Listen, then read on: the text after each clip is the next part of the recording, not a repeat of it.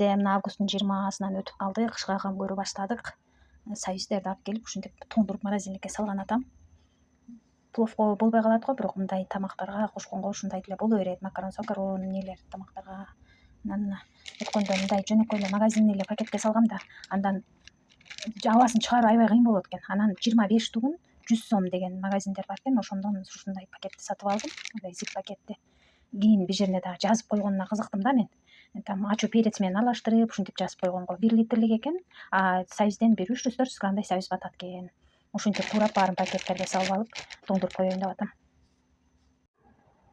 Баардык союздерди жууп, бекер келген союзду жоготпоюн деп, тоңдуруп алайын деп даярданып туурап атсам, кайра ушу союзду бекер эле алып келип берген кошуна келин кайра чалып калды. Эже тоңдурбай туруңуз, бирөө арзаныраак помидор берет экен, кечээ сурап атпадыңыз беле деп. Арзан помидор берсе салат дагы жаап коеюн деп ойлоп аткам да.